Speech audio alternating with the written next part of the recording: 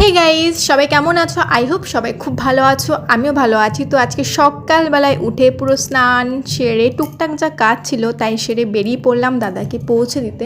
আমি তো রেডি হয়ে বসে আছি এখানে, মাম্মাম পাপাকে বলছি তাড়াতাড়ি ফিরে এসো পাপা। এই ফিলিংসটা সত্যি একদম আলাদা পুরো। এখানে ব্যাগ ট্যাগ সব রেডি করা হচ্ছে, আমাদের গাড়ি চলে এসছে। তো গাড়ি চলে আসার পরে এখানে গাড়িতে সবাই টুকটুক করে উঠছি, আর গাড়িতে উঠে গেলেই ব্যাস পৌঁছে যাবো এয়ারপোর্টে। আমরা যাচ্ছি এয়ারপোর্টে, আমি সামনেই বসেছি। আমরা হাবড়া পৌঁছে গেলাম। হাবড়া বাবার অফিসের সামনে বাবা বেরিয়ে দাঁড়িয়েছিল, তো বাবু এখানে দাঁড়িয়ে আছে দাদার সাথে দেখা করবার জন্য। সেদিনকে ছিল 15 আগস্ট, সেদিনকে অফিসের সামনে পতাকা উত্তোলন করা হয়েছে দেখে বাবা সকালে ছুটি পায়নি আর কি, অনেক দেরি হয়েছিল বাড়িতে আসতে।